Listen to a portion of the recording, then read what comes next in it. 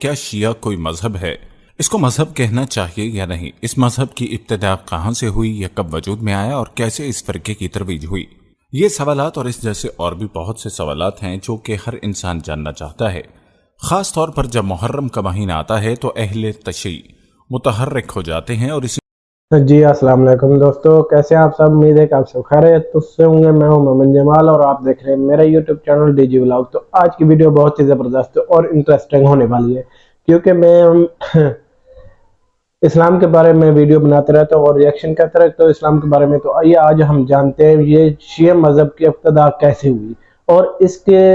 کب سے یہ شروع ہوا اور کیسے ہوا۔ تو آئیے دیکھتے ہیں یہ ویڈیو۔ اگر اس ویڈیو میں کوئی بھی چیز آپ کو اچھی لگی ہو، اگر کوئی چیز آپ کو نہ سمجھ آیا تو آپ کمنٹس کر کے لازمی مجھے بتا دیں۔ تو آئیے دیکھتے ہیں یہ ویڈیو، پھر کرتے ہیں بات۔ بسم اللہ الرحمن الرحیم۔ السلام علیکم دوستو، کیا شیعہ کوئی مذہب ہے؟ اس کو مذہب کہنا چاہیے یا نہیں؟ اس مذہب کی ابتدا کہاں سے ہوئی یا کب وجود میں آیا اور کیسے اس فرقے کی ترویج ہوئی؟ یہ سوالات اور اس جیسے اور بھی بہت سے سوالات ہیں جو کہ ہر انسان جاننا چاہتا ہے، خاص طور پر جب محرم کا مہینہ آتا ہے تو اہل تشیع متحرک ہو جاتے ہیں اور اسی مہینے میں اس قسم کے سوالات ذہنوں میں ابھرتے ہیں۔ آج کی اس ویڈیو میں ہم آپ کو اسی حوالے سے تفصیلاً بتائیں گے کہ شیعہ مذہب کا آغاز کب اور کیسے ہوا اور اس مذہب کی بنیاد رکھنے والا کون تھا۔ لہٰذا اپنے مکمل تفصیلات جاننے کے لیے ویڈیو کو آخر تک لازمی دیکھنا ہے۔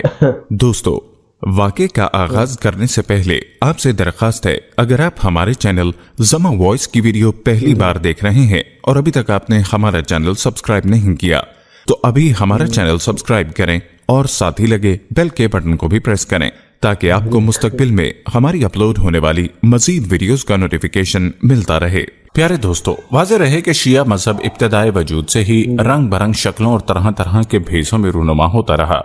اور ہر وقت انوکھے رنگ اور نئے طرز سے دنیا کے سامنے آتا رہا، یہاں تک کہ عراق و خراسان میں صفوہ سلاطین نے اس مذہب کے اصول و قواعد کو ضبط میں لانے کی صورت نکالی اور اس کے تحفظ و ترویج میں اپنے شاہی اثرات استعمال کیے، اور علماء وقت نے بہت جد و جہد کے ساتھ اس کے اصول و فروغ کی کاٹ چھان کر ایک صورت دی اور اس کو کتابوں میں مدون کیا۔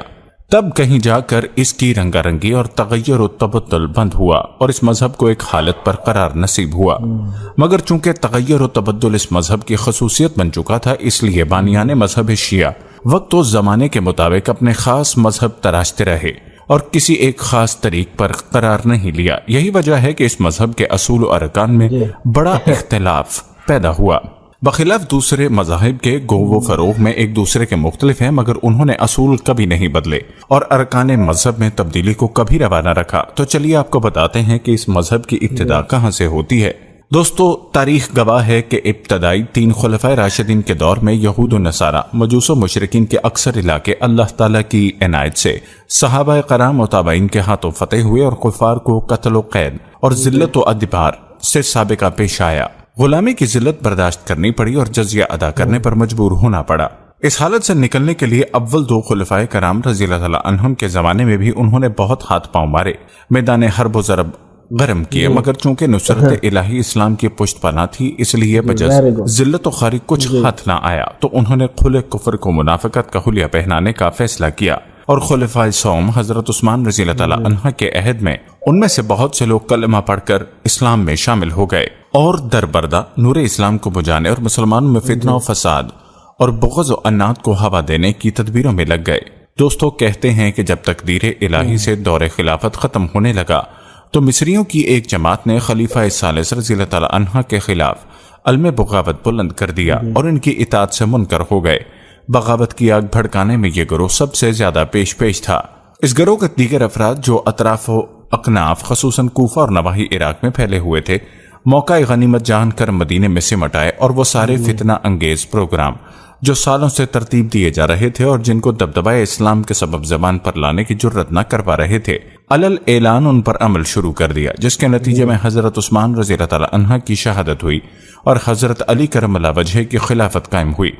ان حالات میں منافقوں کے اس گروہ نے اپنے آپ کو حضرت علی کے مخلص محبین کے رنگ میں پیش کرنا شروع کر دیا اور اپنے آپ کو شیعہ علی کہنے لگے۔ وہ اس انقلاب پر بے حد خوش تھے۔ اب انہوں نے اپنے لیے حالات سازگار دیکھ کر اپنے پروگرام کو بروئے کار لانے کے لیے ہاتھ پاؤں پارنے شروع کر دیے۔ دوستو، آپ کو بتاتے چلیں کہ اس گروہ کا سرغنہ عبداللہ بن سبا یمنی صنعانی تھا، جو اصلاً یہودی تھا، اور حضرت عثمان کو بھی اسی ملعون نے شہید کیا۔ ابن سبا یہودی ہونے کے زمانے میں بھی اسلام و مسلمانوں کا کھلا دشمن تھا، دھوکہ اور فریب کاری کا ماہر، حرب و ضرب کی چالوں سے خوب واقف، فتنہ انگیزی میں یکتا، سیاسی چالوں سے آشنا۔ اس نے جب دیکھا کہ جو شورش خلیفہ ثالث کی شہادت کے وقت برپا ہو گئی تھی اب ماند پڑتی جا رہی ہے، اور جو فتنہ ان لوگوں نے کھڑا کر دیا تھا وہ اپنی موت آپ مرتا جا رہا ہے، اور مسلمانوں میں افتراق و انتشار کا جو منصوبہ ان کے پیش نظر تھا وہ ناکام ہوا چاہتا ہے، تو یہودی ریاست کو بروئے کار لا کر اس نے طریقہ واردات بدل دیا اور اجتماعی ہنگامہ آرائی سے ہٹ کر افراد پر توجہ دینی شروع کی، اور ہر فتنہ پرور کو نئے طریق سے فریب دینا شروع کیا، اور ہر ایک کی استعداد کے مطابق اس کے دل میں گمراہی کی کاشت کرنے لگے۔ دوستو کہتے ہیں کہ اس بدبخت نے سب سے پہلے خاندان نبوی کے ساتھ خلوص و محبت کا حربہ اختیار کیا، اور لوگوں کو اہل بیت کی محبت پر مضبوط و پختہ رہنے کی تلقین کرنے لگے۔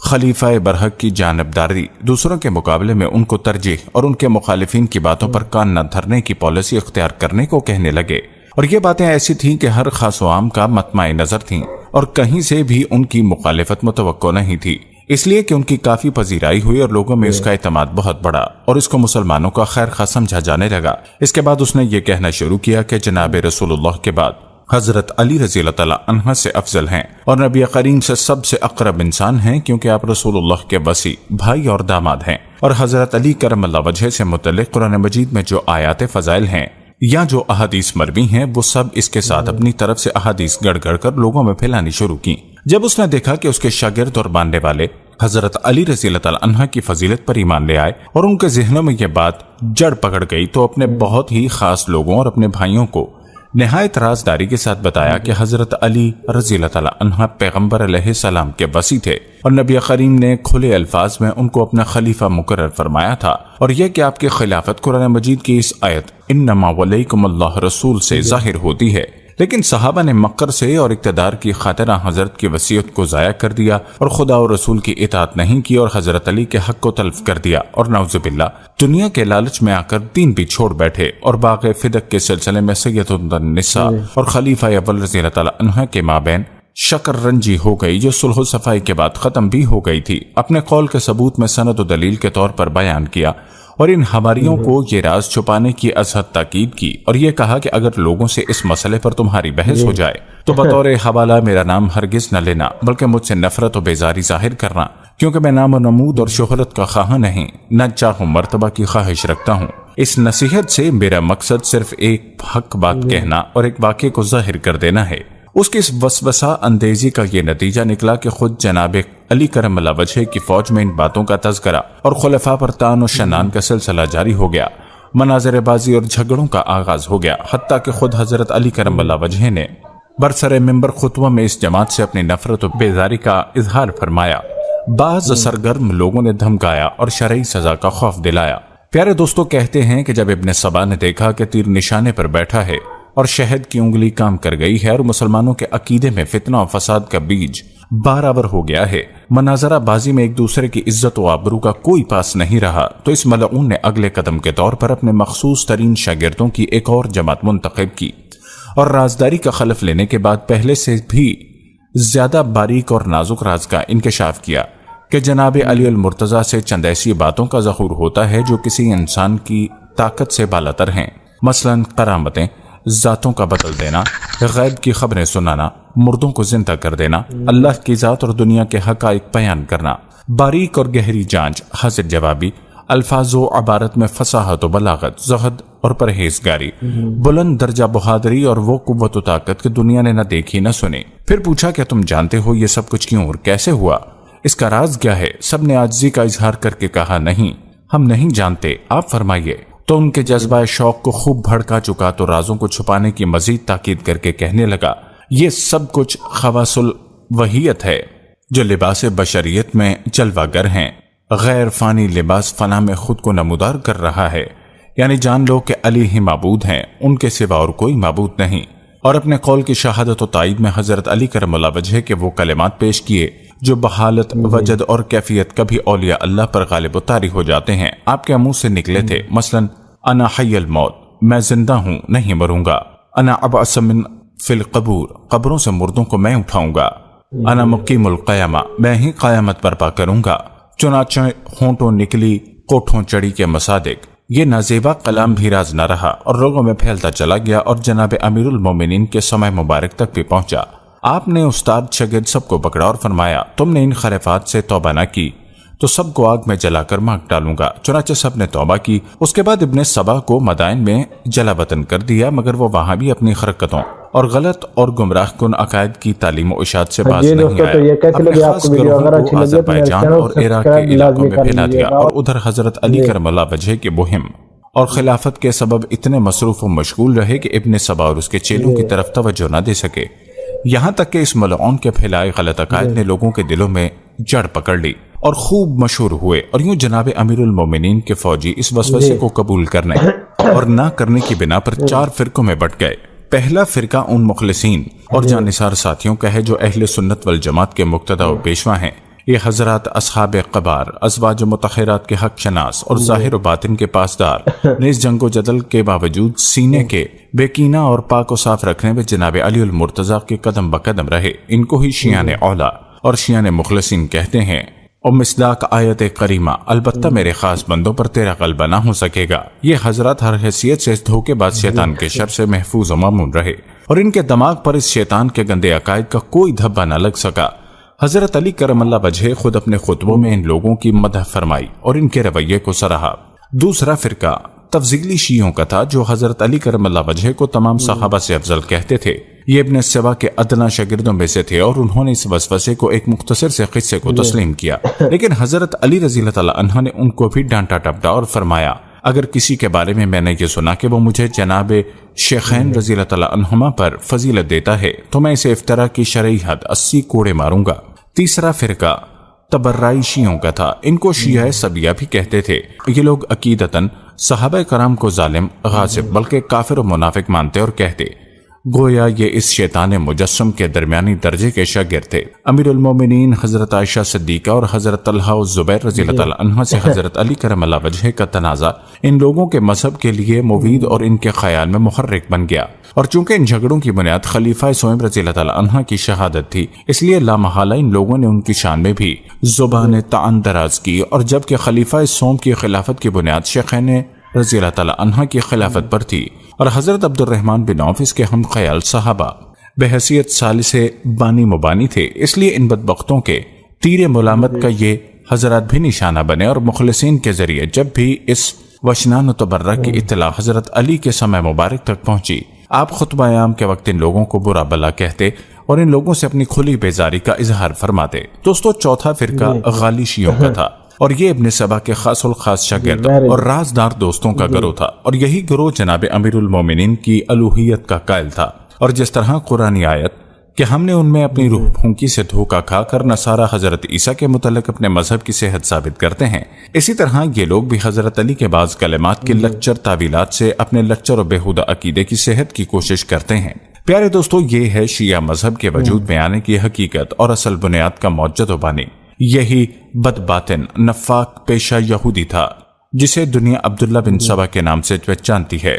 یہ ہر شخص کو اسی کے مزاج و صلاحیت کے مطابق اپنے جال میں پھانستا اور سبز باغ دکھا کر اپنے قابو میں رکھتا۔ دوستو، یوں زمانہ امیر المومنین رضی اللہ تعالی عنہ میں بھی ایک سوچی سمجھی اسکیم کی وجہ سے جانتے بوجھتے ہوئے یہ لوگ صحابہ کرام، ازواج مطہرات اور خلفائے راشدین پر لان تان کرتے، تو بعد میں آنے والوں کے لیے ان کا یہ طرز عمل نسیسری بن گیا، اور یوں لان تان شیعہ سیاست کی بجائے مذہب بن گیا۔ پیارے دوستو، یہ تھی تفصیل اس بارے میں کہ شیعہ مذہب کیسے اور کب وجود میں آیا، اور آپ نے جان ہی لیا کہ اس مذہب کی بنیاد ابن سبا ملعون نے رکھی،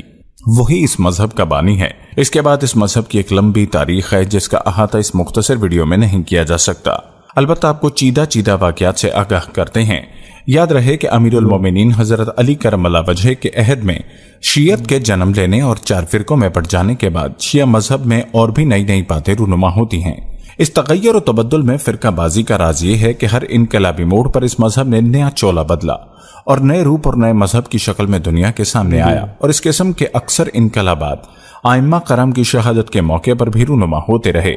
جب عراق کے بدبختوں نے یزید کی سیاست میں آ کر بدبخت زیاد کے بھڑکانے اور اکسانے پر حضرت امام حسین کو شہید کیا تو کیسان نامی شخص نے، جو سبط اکبر حسن رضی اللہ تعالی عنہ کے متبعین میں سے تھا، امام شہید رضی اللہ تعالی عنہ کے انتقام کا مدعی بن کر اٹھا اور لوگوں کو بھی اس مہم میں شرکت کے لیے آمادہ کر لیا۔ چنانچہ حضرات شیعان اولا میں سلیمان بن سرد، خزائی اور رفاعہ وغیرہ اور کچھ لوگ تبرائی شیعوں میں سے اس کے ساتھ ہو گئے اور ایک جتھا بنا کر ابن زیاد اور اس کے عاملوں سے اپنا لیڈر اور سردار بنایا۔ مختار حکومت و سیاست، فن جنگ و جدل اور حرب و قتال میں ماہر تھا اور سیاست زمانہ پر گہری نظر رکھتا اور مکر و فریب میں ابن صباحی کی طرح دسترس رکھتا تھا۔ مختار کی سرداری کے ساتھ ساتھ ابراہیم بن مالک اشتر کو امیر الامرا مقرر کیا۔ ابن زیاد کے ساتھ مختار کے کئی مارکے ہوئے اور بالآخر ابن زیاد مختار کے ہاتھوں مارا گیا۔ مختار نے اس کے بعد کیسان کا مذہب قبول کر لیا۔ مختار زمانہ سازی اور حالات کے مطابق اپنے آپ کو بدل کر فائدہ اٹھانے کا فن خوب جانتا تھا اور اب تو حکومت اور اقتدار کی چاٹ لگ کے کوفہ کے عوام کو رام کرنے کے لیے کیسان کے عقیدے کے خلاف حضرات حسنین رضی اللہ تعالی عنہ کی امامت کا انکار نہ کر سکا، کیونکہ کوفہ کے عوام ان دو حضرات کے انتہائی مطیع و فرما بردار تھے۔ لہٰذا اس نے اب یہ کہنا شروع کر دیا کہ امام شہید رضی اللہ تعالی عنہ کے بعد حق کے امامت محمد بن علی رضی اللہ تعالی عنہ کی طرف منتقل ہوا ہے، اور نواسب یعنی خارجیوں سے لڑنے اور امام شہید کا بدلہ لینے کے لیے ہمیں انہوں نے مامور کیا ہے۔ اور اس سلسلے میں جناب محمد بن علی رضی اللہ تعالی عنہ کی طرف سے جھوٹے اور جعلی مہر شہد فرامین تیار کر کے لوگوں کو دکھانے لگا اور کیسان کے اپنے ساتھ موافقت بطور شہادت پیش کرنے لگا۔ چنانچہ یہ جال ساز اور چال بازی کامیاب رہی اور بہت سے لوگوں کو اپنے عدم تزویر میں پھنسا لیا اور عراق کے شہروں اور آذربائیجان پر اپنا اقتدار قائم کر لیا، یہاں تک کہ حضرت مصعب بن زبیر رضی اللہ تعالی عنہ نے مختار کی بدعتواریاں دیکھ کر اور سن کر ان پر فوج کشی کی اور اسے واصل جہنم کر کے خلق خدا کو اس کے جور و تشدد سے رہائی دلائی۔ یاد رہے کہ مختار نے اپنے ماننے والوں کے لیے مختاریہ کا لقب دیا تھا، آخر میں تو اس نے نبوت کا دعویٰ ہی کر دیا تھا اور کہتا تھا کہ جبرائیل علیہ السلام میرے پاس آتے اور عمرہ اور صوبیداروں اور لشکریوں کی خبریں مجھے بتا جاتے ہیں۔ نعوذ باللہ۔ دوستو یاد رہے کہ مختار ہی وہ پہلا شخص ہے جس نے رسم ماتم عاشورہ اور نوحہ گری کی بنیاد ڈالی، اور وہ یہ سیاست گری اور سارا کھیل اس لیے کھیلتا تھا کہ اہل کوفہ کو بھڑکا کر اہل شام کے ساتھ جدال و قتال پر کھڑا کرے اور اس کی آڑ میں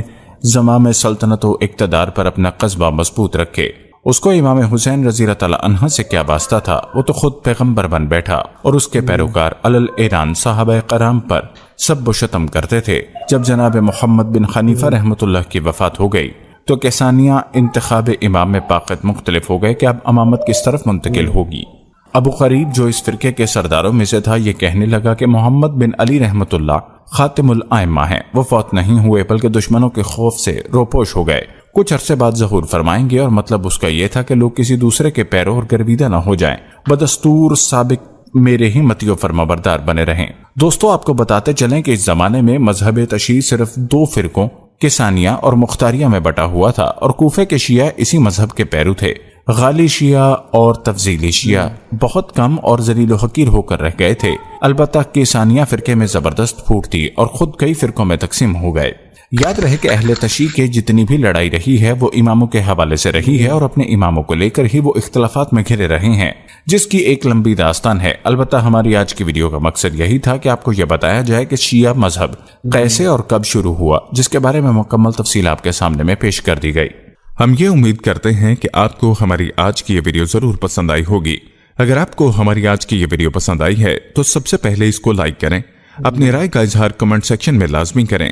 آخر میں آپ سے ایک بار پھر درخواست ہے کہ آپ ہمارے چینل زما وائس کو ضرور سبسکرائب کر لیں اور ساتھ ہی لگے گھنٹی کے بٹن کو بھی کلک کریں تاکہ آپ کے پاس ہماری آنے والی مزید ویڈیوز کا نوٹیفیکیشن پر وقت ملتا رہے۔ اللہ تعالیٰ آپ کو اپنی حفظ و امان میں رکھے، آمین۔ دوستو ہماری یہ ویڈیو محرم الحرام کے مہینے کی خصوصی ٹرانسمیشن کا حصہ ہے، جس مہینے میں واقعہ کربلا جیسا المناک واقعہ پیش آیا۔ یاد رہے کہ واقعہ کربلا تاریخ کا ایک ایسا واقعہ ہے جس کو سن کر دل کانپ اٹھتا ہے۔ صدیاں گزر گئیں، لیکن اس وقت اس واقعے اور اس جگہ کا جب جب ذکر ہوتا ہے رونگٹے کھڑے ہو جاتے ہیں۔ واقعہ کربلا کی ہر ہستی کا عظیم کردار آج بھی ہمارے لیے ایک بہترین نمونہ ہے۔ ان کی قربانیاں، ان کی عظمت، ان کی شان دیکھ کر بے اختیار زبان سے جاری ہو جاتا ہے۔ کربلا کے جانثاروں کو سلام، فاطمہ زہرا کے پیاروں کو سلام، मुस्तफ़ा के माहपारों को सलाम, नौजवानों गुलजारों को सलाम। प्यारे दोस्तों, आइए मिलकर शोहदाए करबला के लिए दुआ जी करते दोस्तों, तो ये हैं कैसे लगे जिन्होंने आपको दीन वीडियो? हक अगर की अच्छी खातिर लगे तो मेरे ऐसी चैनल को कुर्बानी दी सब्सक्राइब लाजमी जिसको कर लीजिएगा क़यामत तक और याद वीडियो को रखा शेयर जाएगा। करना मत आज अगर भूलिएगा। दीन हक तो बाकी इंशाल्लाह है मिलते तो हैं इन नेक्स्ट अजीम वीडियो में। हस्तियों की इंशाल्लाह कुर्बानियों नेक्स्ट की वीडियो वजह इससे से भी बाकी अच्छी है, लाएंगे। अगर जिन्होंने आपको वीडियो बातिल के ये अच्छी सामने लगी सर तो न झुकाया। एक लाइक अल्लाह लाजमी ताला बनता से है, ठीक? दुआ है तो कि इंशाल्लाह मिलते हैं अल्लाह नेक्स्ट ताला वीडियो में। तब तक के लिए अल्लाह शुहदाए हाफिज़। करबला के अहले बैत की कब्र को मुनव्वर फरमाए। इमाम अली मुकाम जनाब इमाम हुसैन रज़ी अल्लाह ताला अन्हा के रोज़ा मुबारक पर करोड़ों रहमतें नाजिल हों, उनके घराने के लोगों पर करोड़ों दरूद सलाम हों, उनका साथ देने वालों और हक पर अपनी जान लुटाने वालों के दर्जात को अल्लाह पाक बुलंद फरमाए। हजरत इमाम हुसैन के नाना दो जहां के सरदार हजरत मोहम्मद मुस्तफ़ा सल्लल्लाहु अलैहि वसल्लम के रोज़ा मुबारक पर अरबों खरबों दरूदों सलाम हो। अहले बैत, खुलफाए राशिदीन और तमाम सहाबा पर रब्बे ताला की रहमतें नाजिल हों कि यही वो अजीम और मुबारक हस्तियां हैं जिनके जरिए दीन इस्लाम हम तक पहुंचा है और इन्हीं की कुर्बानियों की वजह से आज हम कलमा पढ़ने वाले और दीन हक पर चलने वाले हैं। अल्लाह से दुआ है कि अल्लाह ताला हमें सही मानों में रसूलुल्लाह सल्लल्लाहु अलैहि वसल्लम, अहले बैत और तमाम सहाबाए कराम की पैरवी करने वाला बनाए और हम में दीन हक के लिए ऐसा जज्बा अता फरमाए जो जज्बा इमाम हुसैन रज़ी अल्लाह ताला अन्हा और उनके जानिसारों का जज्बा था। अल्लाह ताला से एक बार फिर यही दुआ है कि अल्लाह ताला शोहदाए करबला के तमाम शोहदा के दर्जात को बुलंद फरमाए और उनकी अरवाह पर करोड़ों रहमतें नाजिल फरमाए। आमीन या रब्बुल आलमीन। प्यारे दोस्तों, अगर आपके दिल की भी यही दुआ है तो कमेंट में एक बार आमीन जरूर तहरीर फरमाइएगा। हाँ जी दोस्तों, तो ये कैसी लगी आपको वीडियो? अगर अच्छी लगी हो तो मेरे चैनल को सब्सक्राइब लाजमी कर लीजिएगा और वीडियो को शेयर करना मत भूलिएगा। तो इंशाल्लाह मिलते हैं नेक्स्ट वीडियो में। इंशाल्लाह नेक्स्ट वीडियो इससे भी अच्छी लाएंगे। अगर आपको वीडियो ये अच्छी लगी हो तो एक लाइक लाजमी बनता है, ठीक? तो इंशाल्लाह मिलते हैं नेक्स्ट वीडियो में। तब तक के लिए अल्लाह हाफिज़।